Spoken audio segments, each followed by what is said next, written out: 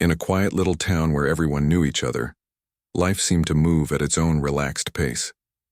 The streets were lined with cozy houses, and the air always carried the faint smell of freshly baked bread from the local bakery. It was the kind of place where people waved hello as they passed by and stopped for quick chats outside grocery stores. But on one ordinary afternoon, something happened that would shake this peaceful town, and two women in particular, to their core. It all started in the bustling aisles of the neighborhood supermarket. Claire, a middle-aged woman who had lived in the town her entire life, was rushing through her weekly shopping. She wasn't having a great day. Her car had broken down earlier, forcing her to walk to the store under the unforgiving sun. By the time she arrived, sweat dripped down her forehead and her patience was already wearing thin. As she pushed her cart toward the checkout line, she noticed a young girl standing nearby, looking unsure of herself. The girl was probably around 18, with curly hair pulled into a loose ponytail and wearing clothes that looked slightly too big for her frame. She clutched a small basket containing just a loaf of bread, a jar of peanut butter, and a pack of crackers. Claire didn't think much of it at first, until the girl accidentally brushed against her cart while shifting to let another shopper pass. "What's your problem?" Claire snapped without thinking. Her sharp tone cut through the hum of the store, causing heads to turn. The girl froze, clearly startled. I'm sorry," she stammered, her voice barely above a whisper. But Claire wasn't ready to let it go. Frustration boiled over inside her, fueled by the stress of her bad morning. Before anyone could react, Claire raised her hand and slapped the girl across the face. The sound echoed through the store like a gunshot. Everyone froze, staring in stunned silence. Tears welled up in the girl's eyes as she stumbled backward, clutching her cheek. Security guards rushed over, pulling Claire aside and escorting the shaken girl out of the building. Claire stood there, chest heaving, suddenly aware of the dozens of eyes fixed on her. For a brief moment, guilt flickered in her mind, but then she pushed it away.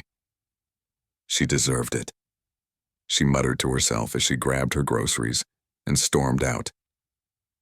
Back home, Claire tried to shake off the incident. She told herself the girl had been rude, that she'd asked for it by being clumsy and inconsiderate. But no matter how hard she tried to justify her actions, unease lingered in the pit of her stomach. That night, unable to sleep, she picked up her phone and scrolled through social media to distract herself. What she found made her blood run cold. A video of the altercation had gone viral. Someone in the store had recorded everything: the slap, the tears, the shocked reactions of bystanders. Comments poured in beneath the clip, many calling Claire names she didn't want to read. Words like racist and bully jumped out at her, making her cringe.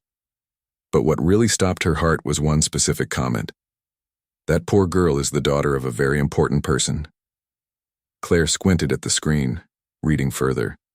Another user replied, "Yeah, her dad is a senator." This is going to blow up. Claire felt the room spin. A senator? The realization hit her like a punch to the gut. Suddenly, the stakes felt impossibly high. She spent the next hour frantically searching online, piecing together information about the girl and her family. It didn't take long to confirm the truth. The girl she had humiliated in front of strangers was indeed the child of someone powerful, respected, and influential. And now, thanks to the internet, the whole world knew what Claire had done. As dawn broke, Claire sat alone in her dimly lit kitchen, staring blankly at the wall. For the first time in years, she questioned who she truly was. Was she the angry, impulsive woman who lashed out without thinking? Or was there more to her than that? Either way, one thing was certain. Her life, and possibly her future, was about to change forever. The next morning, Claire woke up feeling like a stranger in her own skin. She dragged herself out of bed and stood in front of the mirror, staring at her reflection. The woman looking back at her seemed unfamiliar, tired, guilty, and weighed down by shame. "What have I done?" she whispered to herself. The memory of the slap replayed over and over in her mind. The sound it made, the shock on the girl's face, the tears streaming down her cheeks. Claire had always prided herself on being tough but fair, someone who spoke her mind without sugarcoating things. But now for the first time she wondered if there was a difference between being honest and being cruel. Unable to sit still, Claire decided to dig deeper into the girl's background. She didn't know why. Maybe it was curiosity, maybe guilt. But she needed to understand more about the person she had hurt so badly. A quick search online revealed that the girl's father was indeed a senator. Not just any senator, but one known nationwide for his work fighting for equality and justice. He was a man admired by many, respected even by those who disagreed with him politically. Pictures popped up everywhere, him speaking at rallies, shaking hands with community leaders, standing beside his family at charity events. And there she was, the girl from the store, smiling brightly as she handed out food packages or played with kids during volunteer drives. Claire scrolled through photo after photo, each one making her feel smaller and smaller. This wasn't the reckless, troublemaking teenager she had imagined in her rage-filled moment. No, this was a young woman actively giving back to her community, someone who cared deeply about others. Claire felt sick thinking about how wrong she had been. Her assumptions had blinded her, leading her to act out of anger instead of reason. For the rest of the day, she couldn't concentrate on anything else. Every task felt meaningless compared to the weight of what she had done. That night, Claire found herself lying awake again, staring at the ceiling.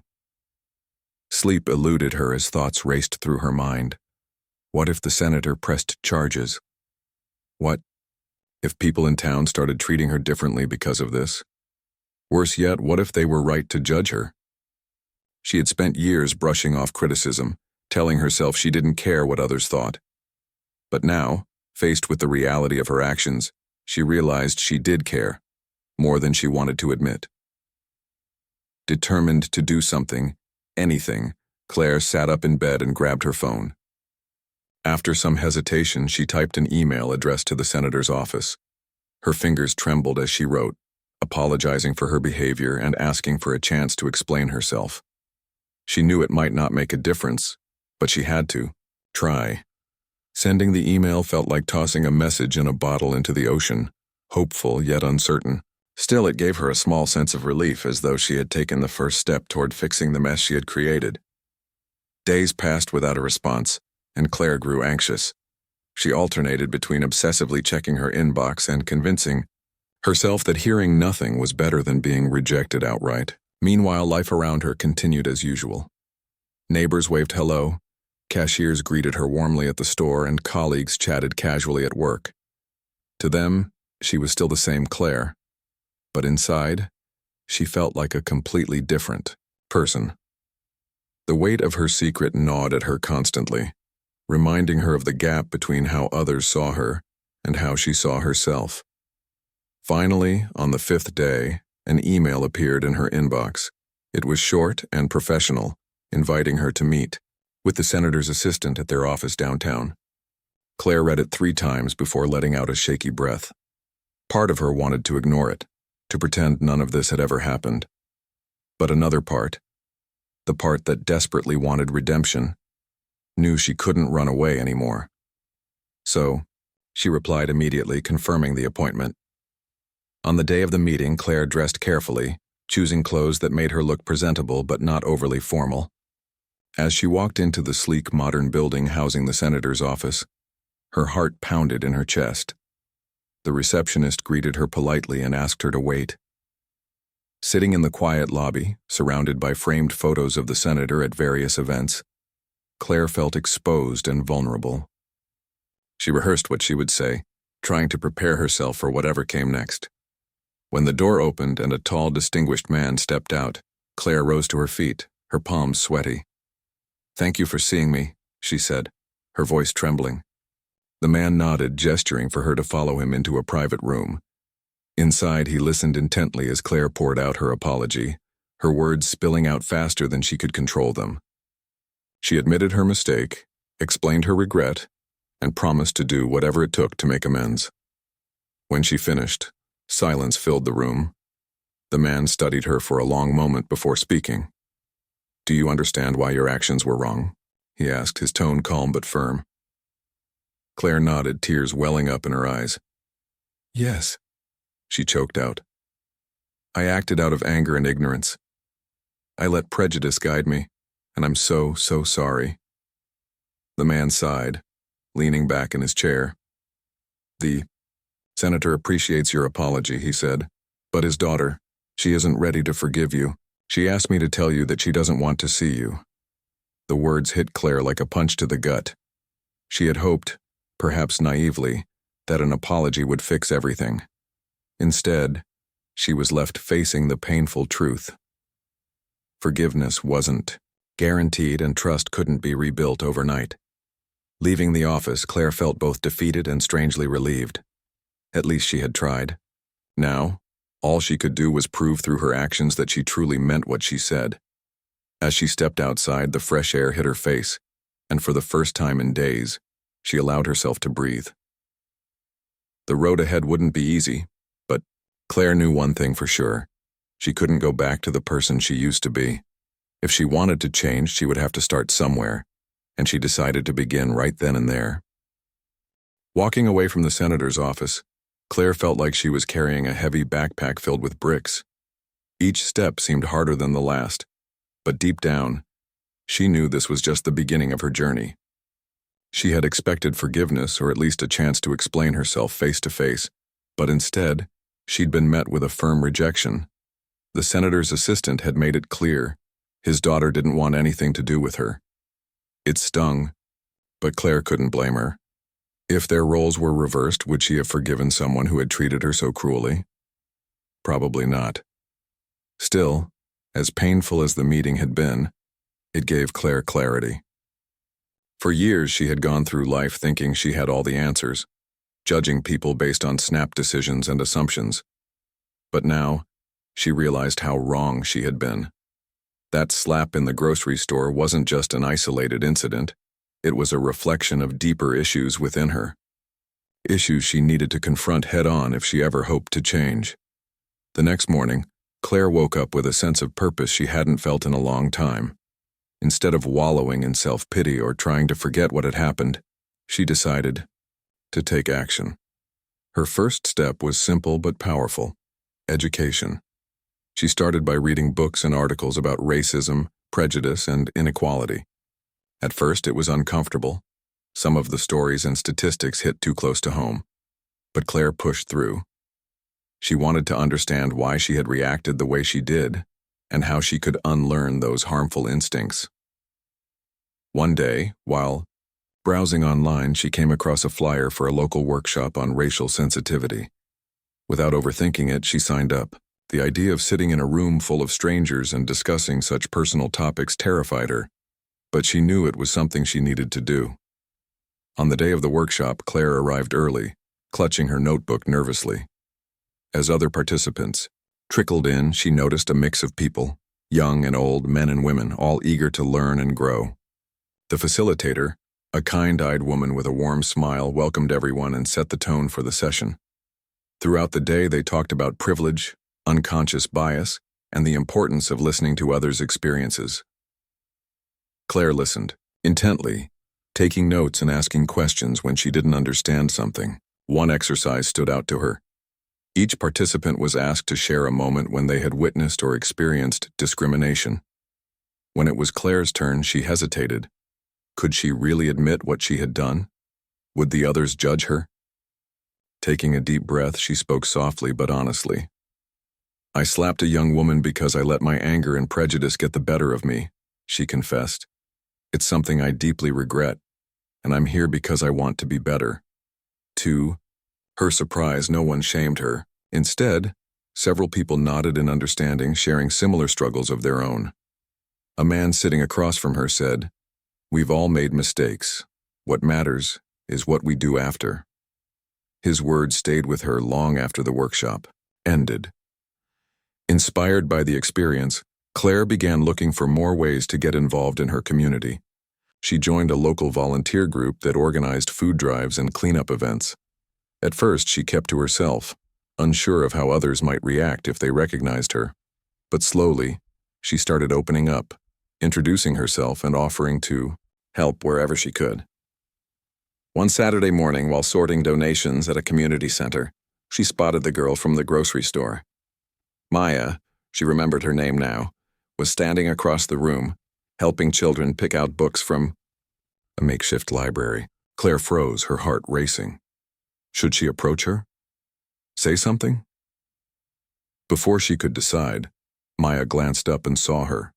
Their eyes met briefly before Maya turned away, continuing her task without acknowledging Claire's presence. Claire felt a pang of disappointment but reminded herself that this wasn't about her feelings. Maya had every right to ignore her, and Claire respected that. Over the following weeks, Claire kept showing up at the community center, volunteering whenever she could. She noticed that Maya often worked there too, though they rarely interacted. Occasionally their paths crossed, a brief nod here, a muttered, "Excuse me" there, but nothing more. Claire didn't push it. She understood that earning trust takes time, especially after causing so much harm. Still, she couldn't help but wonder if Maya would ever be willing to hear her out. One afternoon, while organizing boxes of supplies, Claire accidentally knocked over a stack of canned goods. Cans rolled everywhere, clattering loudly against the floor. Flustered, she dropped to her knees to pick them up. Just as she reached for the last can, another hand appeared beside hers. Startled, she looked up and found herself face to face with Maya. "Here," Maya said simply, handing her the can. Her voice was calm, neutral. Not angry, but not friendly either. Claire took it, her hands trembling slightly. "Thank you," she murmured, unsure of what else to say. For a moment, neither of them spoke. Then, surprising herself, Claire blurted out, "I know I don't deserve your forgiveness, but I want you to know how sorry I am." "Truly sorry." Maya studied her for a long moment, her expression unreadable. Finally, she said, "Apologies are easy. Change is hard. Show me you mean it." With that, she walked away, leaving Claire standing there stunned but oddly hopeful. Those few words carried more weight than any lecture or book Claire had encountered. They challenged her to prove her sincerity, not through words, but through consistent actions. From that day forward, Claire threw herself into her volunteer work with renewed determination. She attended meetings, helped plan events, and even mentored younger volunteers. People began to notice her dedication, and soon, she became a familiar face around the center. Friends and family commented on how much she had changed, saying she seemed happier and more grounded. Claire smiled at their remarks but knew the real test was yet to come. Earning Maya's trust, and perhaps one day her forgiveness, would take far more than a few months of effort. But for the first time, in a long time, Claire felt like she was moving in the right direction. As the weeks turned into months, Claire's life began to shift in ways she hadn't expected. The more time she spent volunteering at the community center, the more she realized how much she had missed out on by staying closed off for so long. Before, her world had been small, just her house, her job, and the occasional dinner with friends. Now it felt like doors were opening everywhere, introducing her to people and experiences that challenged her old way of thinking. She wasn't just learning about others, she was learning about herself. One Saturday afternoon, as Claire helped set up chairs for a storytelling event at the center, she noticed Maya sitting nearby, organizing books for the kids' reading corner. It had become something of a routine. They worked in the same space but rarely interacted beyond polite nods or short exchanges. Today, however, something felt different. As Claire adjusted the last row of chairs, she glanced over and saw Maya watching her. Their eyes met briefly before Maya looked away, but Claire couldn't shake the feeling that this might be an opportunity, a chance to break the invisible wall between them. Summoning her courage, Claire walked over to where Maya was stacking books. "Hey," she said softly, keeping her tone neutral. Maya glanced up, her expression guarded. "Hey," she replied, equally quiet. For a moment, neither of them spoke. Then Claire took a deep breath and said, "I've been meaning to thank you for what you said that day. About apologies being easy and change being hard, you were right, I needed to hear that. Maya paused, setting down the book she'd been holding. She studied Claire carefully as if trying to decide whether she was sincere. Finally, she nodded. You're showing up, she said simply. That's a start. Claire felt a flicker of hope ignite inside her. Those few words, spoken without anger or judgment, meant more to her than Maya could have known. They weren't forgiveness, not yet, but they were acknowledgement. And sometimes, that's enough to keep someone going, encouraged. By the brief conversation, Claire continued to show up, not just physically but emotionally too. She started paying closer attention to the people around her, listening to their stories instead of jumping to conclusions. One evening, during a potluck dinner at the center, she found herself seated next to an older woman who ran a support group for single mothers. Over plates of homemade lasagna and salad, the woman shared how difficult it had been raising 3 children alone while working 2 jobs. Claire listened intently, asking questions and offering encouragement. By the end of the meal, the woman smiled warmly and thanked her for being such a good listener. It was a small moment, but it reminded Claire of how powerful kindness could be. Word of Claire's efforts began to spread within the community. People started approaching her, asking for advice or inviting her to join new projects. At first, she hesitated, worried she might overstep or say the wrong thing. But slowly she grew more confident, realizing that everyone makes mistakes, even those who seem perfect on the surface.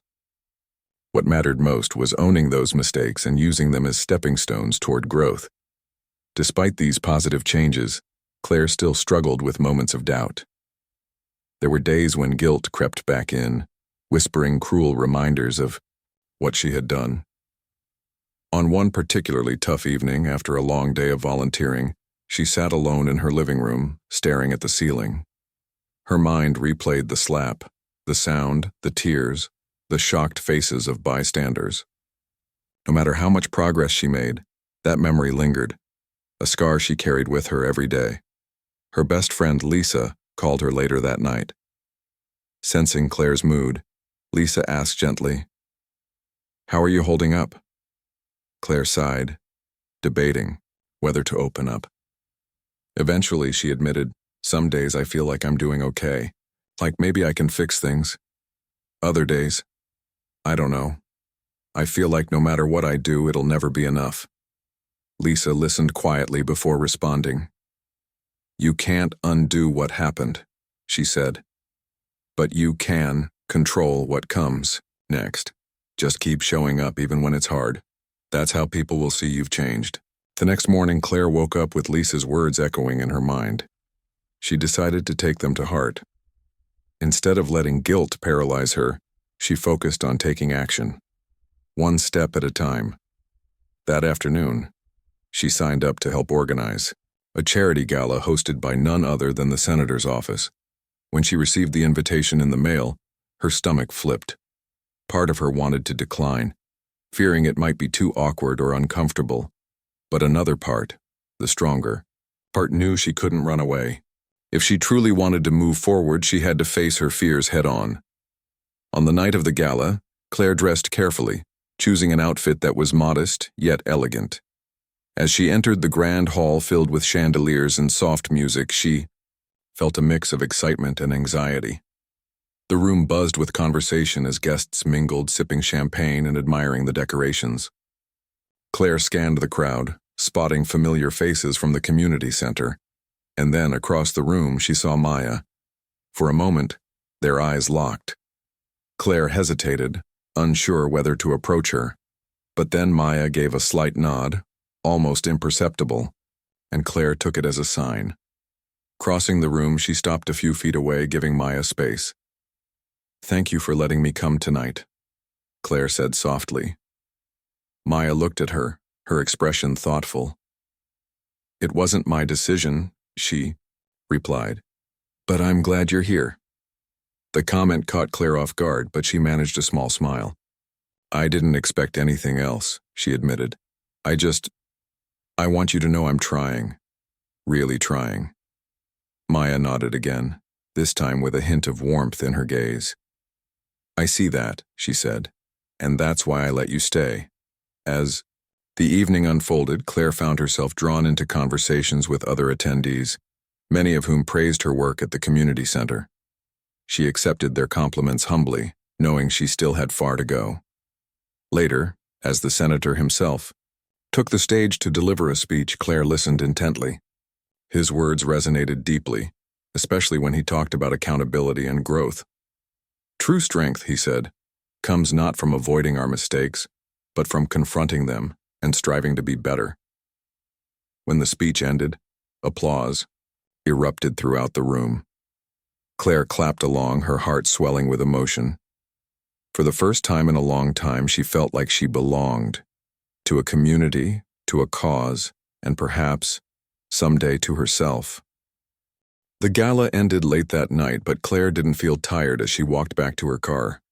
Her mind was buzzing with thoughts about the senator's speech, Maya's quiet acknowledgement, and the way people had treated her throughout the evening. For so long she had feared judgment, convinced that everyone would see her only as the woman who had lost her temper in a grocery store. But tonight, something had shifted. People weren't just tolerating her presence. They were welcoming her. It wasn't forgiveness exactly, at least not from everyone, but it was acceptance. And for now, that felt like enough. As she drove home, Claire replayed moments from the evening in her head. She remembered standing near the dessert table when an older man approached her. He introduced himself as someone who had seen her volunteering at the community center. "You've been putting in the work," he said warmly. "It shows." Claire had smiled, thanked him, and moved on, but his words stuck with her. They reminded her of something important.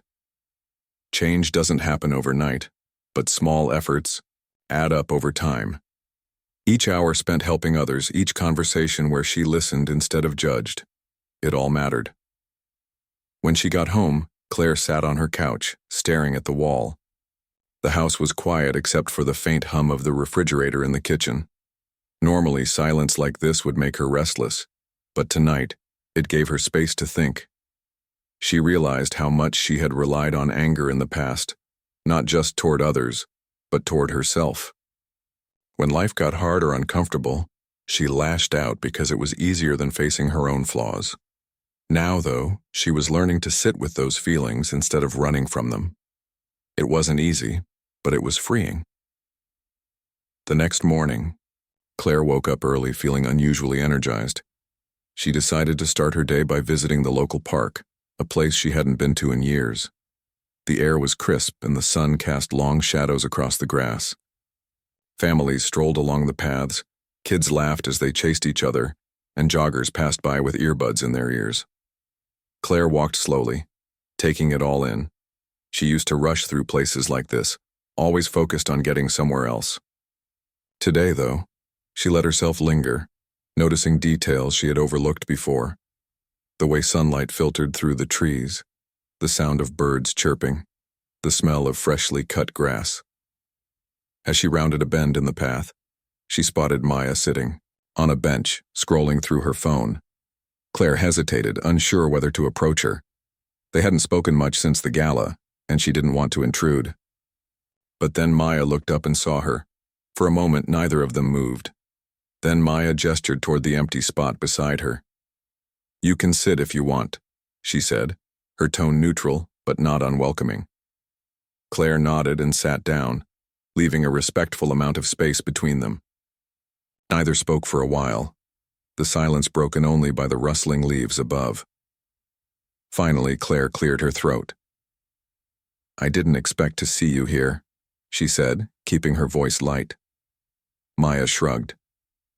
"I come here sometimes to clear my head. It's peaceful." They fell into another stretch of silence, but it wasn't awkward. Instead, it felt companionable, like two strangers sharing a moment without needing to fill it with words. After a few minutes, Claire ventured, "I've been thinking a lot lately about, well, everything. About what happened, about how I acted, about how I'm trying to do better."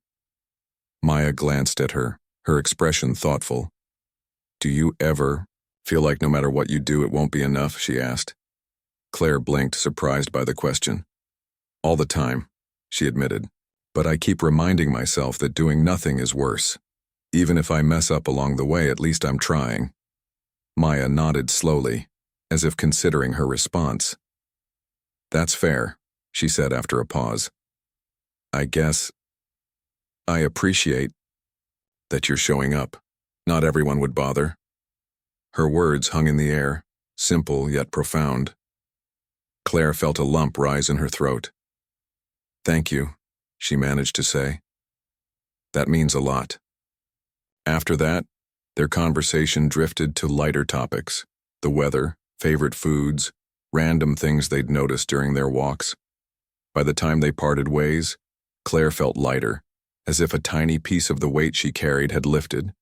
It wasn't a breakthrough or a grand gesture, but it was progress. And progress, she was learning, came in all shapes and sizes. Over the next few weeks, Claire continued to show up, not just at the community center, but in other areas of her life too. She reconnected with old friends she had drifted away from, apologized for times she had hurt them unintentionally, and made an effort to listen more than she spoke. At work, she volunteered to mentor new employees, sharing advice and encouragement. Slowly but surely, she was rebuilding trust, not just with others, but with herself. One afternoon, while organizing supplies at the center, Claire overheard a group of volunteers talking about an upcoming event. It was a panel discussion on overcoming prejudice, featuring speakers from different backgrounds sharing their stories. One of the organizers mentioned they were still looking for someone to moderate the session. Without thinking, Claire raised her hand. I'll do it, she said. The room went quiet. Everyone turned to look at her, some surprised, others curious. Claire felt her cheeks flush, but she held her ground. I know I don't have all the answers, she added quickly. But I've learned a lot these past months, and maybe my story could help someone else. To her relief, the group agreed. Over the following days, Claire prepared tirelessly for the event, researching the topic, practicing her introduction, and reaching out to the speakers to ensure they felt comfortable. On the day of the panel, she arrived early, her nerves buzzing like static electricity. As the audience filed in and took their seats, she scanned the room, spotting familiar faces, including Maya, who gave her a small, encouraging smile. When it was time to begin, Claire stepped up to the mic, her heart pounding. Hi, everyone, she started, her voice steady despite her nerves. My name is Claire, and I'm honored to be here today. A little over 6 months ago, I made a mistake. Big one. I let anger and prejudice guide my actions, and I hurt someone deeply. Since then, I've been working to understand why I acted the way I did and how I can do better. Tonight, we're going to hear from people who have faced challenges and found strength in their journeys. Their stories remind us that growth is possible even when it feels impossible. The room erupted in applause, and Claire felt tears prick her eyes. For the first time in a long time, she didn't feel ashamed of her past. Instead, she felt proud of how far she had come and hopeful for what lay ahead. The panel discussion unfolded in a way Claire hadn't fully anticipated. As she introduced each speaker, their stories painted vivid pictures of resilience, struggle, and hope. One woman spoke about growing up as the only person of color in her small town, facing daily microaggressions but finding strength in her community. A young man shared how he had been unfairly judged because of his appearance, but turned that pain into advocacy work. Each story was unique, yet they all carried a common thread: the power of understanding and growth. Claire listened intently, her heart swelling with emotion. She realized something profound, that everyone in the room, including herself, was on a journey. Some were further along than others, but no one had reached perfection. That thought comforted her. It reminded her that mistakes weren't the end. They were simply part of the process. When it was time for questions from the audience, hands shot up eagerly. People wanted to know how to confront their own biases, how to support loved ones who faced discrimination, and how to keep moving forward when progress felt slow. One question stood out to Claire. A middle-aged man near the back asked, "What do you do when you feel like you're stuck? Like no matter how hard you try, you can't shake off old habits or ways of thinking?" The room fell silent, waiting for an answer. Claire hesitated before responding, unsure if she should speak up. But then she remembered Lisa's advice. Owning her mistakes was part of her growth. Taking a deep breath, she leaned toward the mic. "I think we all feel stuck sometimes," she began, her voice steady despite the nerves fluttering in her chest. "For me, it happens when I focus too much on what I've done wrong instead of what I'm doing right now. I used to believe change meant fixing everything overnight, but that's not real life. Real change is messy. It's taking one step forward, even if you stumble. It's listening more than talking. And most importantly, it's being willing to learn, even when it's uncomfortable." Her words hung in the air, met with nods and murmurs of agreement. When the event ended, several people approached her to thank her for moderating. One woman hugged her tightly, whispering, "Your honesty tonight meant so much." Claire blinked back tears, overwhelmed by the kindness she received.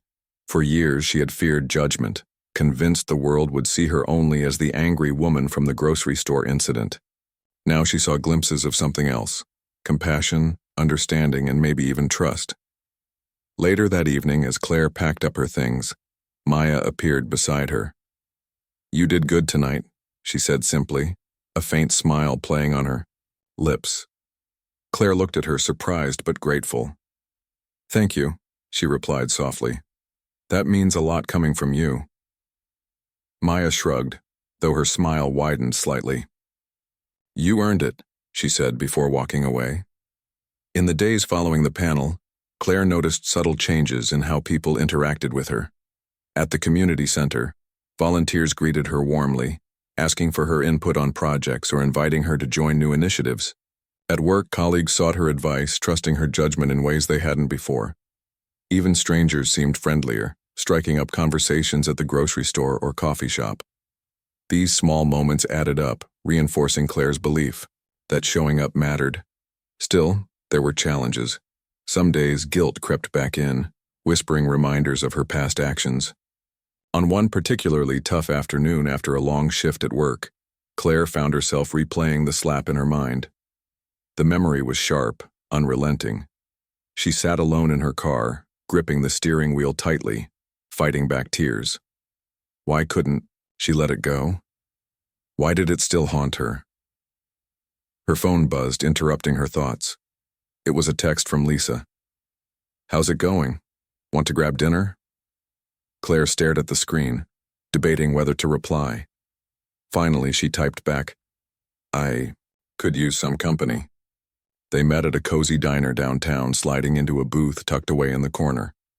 Over plates of burgers and fries, Lisa listened patiently as Claire poured out her frustrations. "I just wish I could erase what happened," Claire admitted, her voice trembling. "But it feels like no matter what I do, it's always there, lurking in the background." Lisa nodded, sipping her soda thoughtfully. "You'll probably carry that memory for a long time," she said gently. "But here's the thing, it doesn't define you unless you let it. You've already proven you're capable of change. Don't give that moment more power than it deserves." Her words hit home. Claire realized she had been clinging to her guilt like a shield, using it to remind herself of her flaws. But Lisa was right. It wasn't serving her anymore. What mattered now was what she did next. With renewed determination, Claire resolved to focus less on punishing herself and more on continuing to grow. A few weeks later, Claire received an unexpected invitation to speak at a local school's Diversity Day event. The teacher organizing it explained that they wanted someone who could share a personal story of accountability and growth. At first, Claire hesitated, unsure if she was ready to stand in front of teenagers and talk about such a raw topic. But then she thought about the panel discussion and how sharing her truth had resonated with others. Maybe this was another opportunity to show that change was possible. On the day of the event, Claire arrived early, pacing backstage as students filed into the auditorium. She rehearsed her speech silently, reminding herself to breathe. When it was her turn to take the stage. She stepped into the spotlight, her heart racing. Looking out at the sea of young faces, she smiled nervously. "Hi, everyone," she began. "My name is Claire, and I'm here today to talk about making mistakes and learning from them." She told her story honestly, leaving nothing out. She described the anger that had fueled her actions, the shame she had felt afterward, and the steps she had taken to become better. When she finished, the room erupted in applause. Several students approached her afterward, thanking her for being brave enough to share her experience. One boy lingered behind, looking hesitant. "Can I ask you something?" he said quietly. Claire nodded, encouraging him to continue. "What if I mess up really bad? Like worse than anyone expects? Will people forgive me?" Claire knelt down to meet his eye level, her expression soft. "I don't know if they will," she admitted. "But forgiveness isn't always about other people. Sometimes it starts with you. If you're willing to own your mistake and work to make things right, that's what matters most." As she walked out of the school that day, Claire felt a sense of peace settle over her. She knew she still had work to do, both within herself and in her relationships with others. But for the first time in a long time, she felt hopeful, not just for herself, but for the possibility of connection, understanding, and healing. The weeks that followed Claire's speech at the school felt like a turning point. She wasn't just showing up anymore, she was stepping into her new life with purpose. Every interaction, every conversation, seemed to carry more weight now. People weren't just seeing her as the woman who had made a mistake. They were starting to see her as someone who was actively working to be better. It wasn't perfect, and there were still moments when doubt crept in, but Claire was learning to embrace the imperfections. One Saturday morning, while volunteering at the community center, Claire noticed Maya sitting at a table near the window, sketching in a notebook. The sunlight streamed through the glass, casting a warm glow around her. Claire hesitated for a moment, then walked over and sat down across from her. "Mind if I join you?" she asked softly. Maya glanced up, her pencil, pausing mid-stroke. After a brief pause, she nodded. "Sure." They sat in silence for a while, Maya continuing her drawing while Claire watched curiously. Finally, Claire ventured, "What are you working on?" Maya turned the notebook slightly so Claire could see. It was a detailed sketch of the park, where they had talked weeks earlier, the same bench they'd shared, surrounded by trees and dappled sunlight. "It's beautiful," Claire said honestly. "You're really talented." Maya shrugged modestly, though a hint of pride flickered in her eyes. "Thanks. I like drawing places that feel peaceful, I guess." Claire nodded, understanding exactly what she meant. The park had become one of her favorite spots too, a place where she could clear her mind and reflect without distractions. After another stretch of quiet, Claire spoke again. "I've been thinking a lot about what you said before, that apologies are easy, but change is hard. I want you to know I haven't forgotten it. I'm still learning, still growing, and I hope someday you'll believe me when I say I'm truly sorry for everything." Maya looked at her, her expression thoughtful. For a moment, she didn't respond. Then, setting her pencil down, she said, "I believe you're trying. That counts for something." Her tone was calm but sincere, and Claire felt a wave of gratitude wash over her. It wasn't forgiveness, not yet, but it was acknowledgement. And sometimes acknowledgement is the first step toward healing. As spring turned to summer, Claire threw herself into organizing a community event aimed at fostering connection and understanding. She had pitched the idea during one of the volunteer meetings, suggesting they host a day-long festival featuring food, music, and workshops focused on diversity and inclusion. To her surprise, the group loved the idea, and soon everyone was pitching in to make it happen. Planning the festival kept Claire busy, but it also gave her a renewed sense of purpose. She worked alongside Maya and others, brainstorming themes, coordinating performers, and reaching out to local businesses for donations. At first, their interactions were mostly professional, quick exchanges about logistics or supplies. But as the weeks went on, they began to share more personal conversations. One afternoon, while setting up tables in the park where the festival would take place, Claire found herself laughing at something Maya said. It was a small joke, nothing significant, but it felt natural, like two people genuinely enjoying each other's company. When Maya caught her eye and smiled, Claire realized how far they'd come since that tense meeting outside the senator's office months ago. They weren't friends yet, not exactly, but they were building something, a fragile but hopeful bridge between them. On the day of the festival, the park buzzed with energy. Families gathered under colorful tents. Children ran around playing games, and musicians performed on a makeshift stage. Claire wandered through the crowd, checking in with volunteers and making sure everything was running smoothly. As she passed a booth offering free art workshops, she spotted Maya helping a group of kids paint pictures. Watching her interact with them, patient and encouraging, Claire felt a pang of admiration. Later that evening, as the sun dipped below the horizon, Claire stood near the stage watching the final performance, a choir singing songs about unity and hope. Maya joined her, holding 2 cups of lemonade. Handing one to Claire, she said, "This turned out pretty great, huh?" Claire smiled, nodding. "Yeah, it did. Everyone worked so hard to pull it off."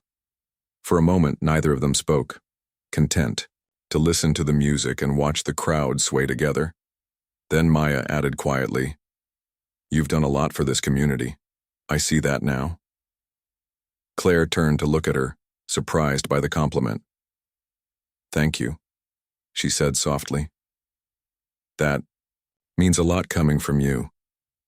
Maya shrugged, her gaze fixed on the stage. "You earned it," she repeated, echoing her words from months ago. This time, though, her voice carried a warmth that hadn't been there before. Claire felt tears prick her eyes but blinked them away quickly. She didn't want to ruin the moment. In the weeks after the festival, Claire noticed subtle shifts in her relationship with Maya. They started texting occasionally, sharing updates about upcoming events or funny things they'd seen during the day. One evening, Maya invited Claire to join her for coffee at a cozy cafe downtown. It was the first time they had hung out one-on-one outside of volunteering, and Claire couldn't help but feel nervous. What if she said the wrong thing? What if Maya changed her mind about trusting her?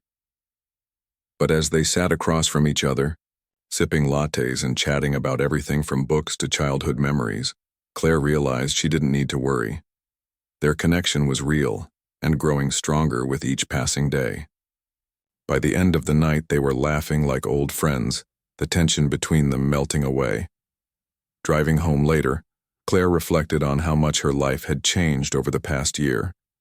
She had started this journey filled with guilt and shame, certain she would always be defined by her worst moment. But now she saw glimpses of something else: hope, growth, and even friendship. It wasn't easy, and there were still challenges ahead, but Claire knew she was moving in the right direction. As she pulled into her driveway, Claire glanced at the photo taped to her dashboard, a picture of the community center team taken during the festival. In it, she and Maya stood side by side, smiling brightly.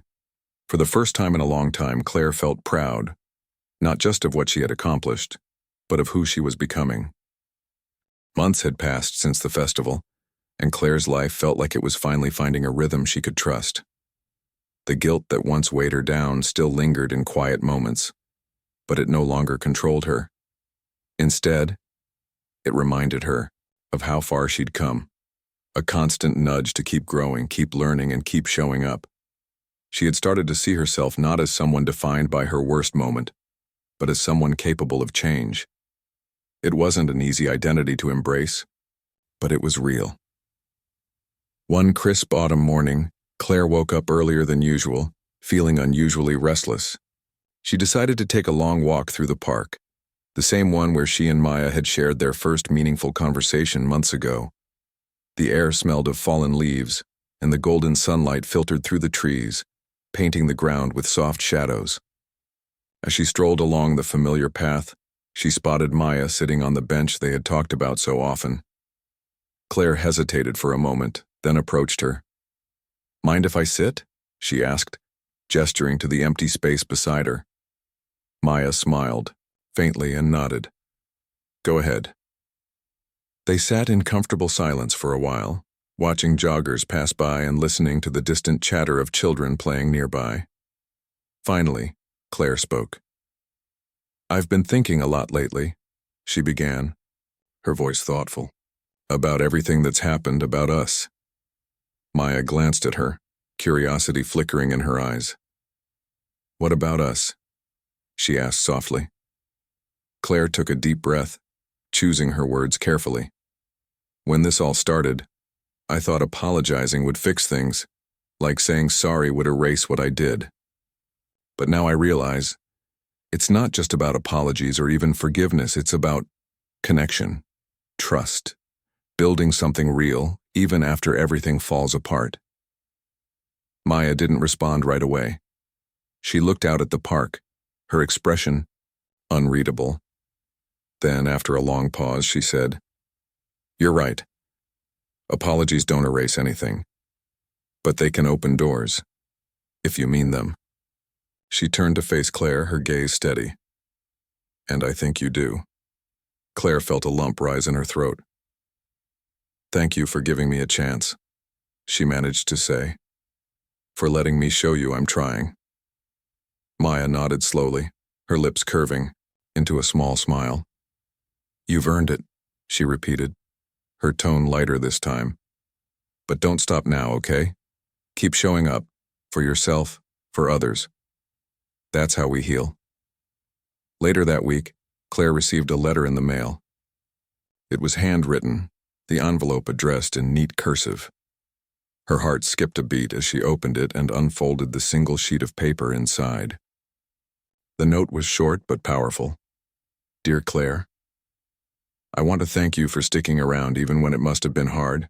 You've shown me that people can grow, that mistakes don't have to define us forever. I forgive you, not because I forget what happened, but because I believe in the person you're becoming. Let's keep moving forward. Yours, Maya." Tears blurred Claire's vision as she read the words over and over again. Forgiveness. It was something she hadn't dared to hope for, yet here it was, written plainly in black ink. She clutched the letter to her chest, overwhelmed by gratitude and relief. For so long she had carried the weight of her actions alone.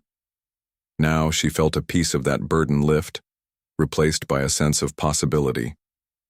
That evening, Claire called Lisa, her voice trembling with emotion as she shared the news.